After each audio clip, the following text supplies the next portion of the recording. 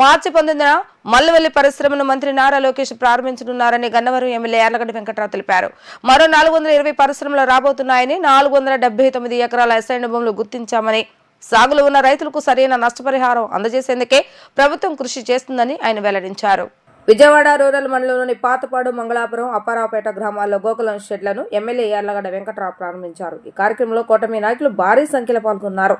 ఈ సందర్భంగా ఎమ్మెల్యే మాట్లాడుతూ గోకులం షెడ్లు ఇప్పటికే పూర్తయినప్పటికీ ఎన్నికల నియమావళి కారణంగా ప్రారంభం ఆలస్యమైందని ఆయన తెలిపారు. లబ్ధిదారులు 10% ఖర్చు వహించగా మిగతా 90% సబ్సిడీగా ప్రభుత్వం అందజేసినట్లుగా వివరించారు. ప్రభుత్వ ప్రజా సంక్షేమాన్ని దృష్టిలో ఉంచుకొని అభివృద్ధి పథకంలో ముందుకెళ్తుందని ఆయన తెలిపారు. కూటమి ప్రభుత్వంపై విమర్శలు చేసే ముందు ప్రతిపక్ష పార్టీలు రాష్ట్ర భవిష్యత్తు కోసం ఆలోచించాలని సూచించారు.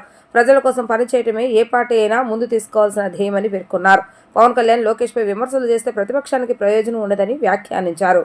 జగన్ ప్రభుత్వ హయాంలో పవన్ కళ్యాణ్ ను ఆంధ్రప్రదేశ్ సరిహద్దులో 1 గంట కూడా ఆపలేకపోయారని గుర్తు చేశారు. గతంలో అశోక్ లేలాండ్ కంపెనీ గన్నవరం నుంచి వెళ్లిపోయిందని, అయితే మళ్లీ మల్లవెల్లిలో ఏర్పాటు చేయడానికి సిద్ధమైందని వెల్లడించారు. మార్చి 19న మంత్రి లోకేష్ చేతుల మీదుగా ఈ పరిశ్రమ ప్రారంభం కానుందని, మల్లవెల్లి ప్రాంతం పూర్తిగా మారిపోనుందని తెలిపారు. మరో 420 పరిశ్రమలు రాబోతున్నాయని, 479 ఎకరాల అసైన్డ్ భూములను గుర్తించామని, సాగులో ఉన్న రైతులకు సరైన నష్టపరిహారం అందజేసేందుకు ప్రభుత్వం కృషి చేస్తుందని పేర్కొన్నారు. యువతకు ఉద్యోగ అవకాశాలు కల్పించడమే తమ లక్ష్యమని, పరిశ్రమలను ప్రోత్సహించడం రాజకీయ నాయకుడిగా తన ప్రాథమిక ధర్మమని ఎమ్మెల్యే యార్లగడ్డ వెంకట్రావు స్పష్టం చేశారు. ఈ గోకులం షెడ్లు ఎప్పుడో కంప్లీట్ అయినాయి కానీ ఎలక్షన్ కోడ్ ఉండటం వల్ల ఇప్పుడు దాకా ఓపెన్ చేయాల. ఈ గ్రామంలో 2,30,000 పెట్టి దీనికి ఈ రైతు సోదరుడికి కానీ, పక్కన మంగళాపురంలో కానీ, పక్కన పాతపాడులో కానీ మొత్తం 3 గోకులం షెడ్లు వాళ్ళు పెట్టుకున్న పరిస్థితి. 10% ఫార్మర్ పెట్టుకుంటాడు, మిగతా 90% గవర్నమెంట్ ఇస్తే త్వరలో వాళ్ళకి నిధులు కూడా వాళ్ళ ఖాతాల్లో మంజూరు అవుతాయి. ఈ పథకం ఏర్పాటు చేసినందుకు ప్రభుత్వానికి వీళ్ళు ధన్యవాదాలు తెలియజేస్తున్నారు. రాబోయే కాలంలో ఈ ప్రభుత్వం ప్రజా సంక్షేమ లక్ష్యంగా అభివృద్ధి ధ్యేయంగా పనిచేస్తున్నట్లు ఏమాత్రం సందేహం లేదు.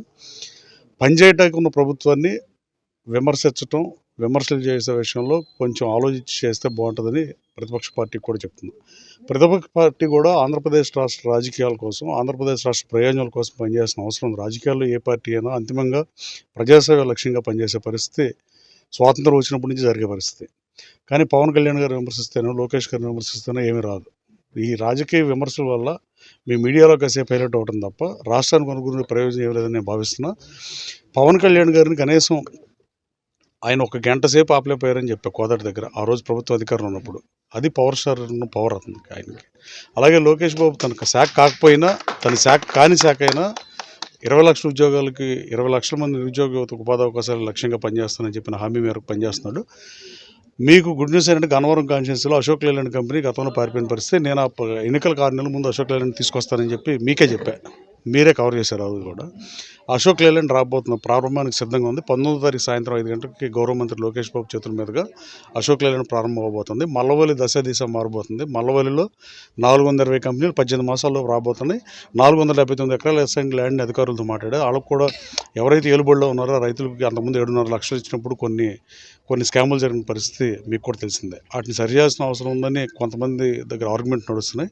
ఇప్పుడున్న 479 ఎకరాల్లో కూడా కొంతమంది సాగుబడిలో ఉన్న రైతులకు 7.5 లక్షలు 10 లక్షలు ఎంతో కొంత ఇచ్చి దాన్ని కూడా ఎక్వైర్ చేసి పారిశ్రామికవాడికి అటాచ్ చేస్తున్నాం. 183 మంది ఔత్సాహిక పారిశ్రామికవేత్తలు దాదాపు 300 కోట్లు పెట్టుబడి పెడతాం, 100 కోట్లు పెడతామని నా చుట్టూ వాళ్ళు తిరిగే పరిస్థితి ఫీల్ గుడ్ ఫ్యాక్టరీ రాష్ట్రంలో ఉంది. అలాగే రాబోయే కాలంలో గన్నవరం నియోజకవర్గ బాపులపాడు మండలం దశ మారబోతుంది. 15,000 మందికి ఉద్యోగాలు అని చెప్పి దాదాపు చంద్రబాబు నాయుడు గారు విజన్ 2047 డాక్యుమెంట్లో 30,000 ఉద్యోగాలు ఇస్తామని చెప్పిన పరిస్థితి. నేను 15,000 ఉద్యోగాలు పోతే ఓటు అడగనని చెప్పాను గన్నవరం కాన్స్టిట్యున్సీలో. దాదాపు నేను జాబ్ మేళల రూపంలో కానీ, మల్లవల్లి పారిశ్రామికవేత్తలు కానీ ఎక్కడైనా కానీ 6,700 మందికి 6,800 మందికి ఇప్పటికే ఉద్యోగాలు ఇచ్చిన పరిస్థితి.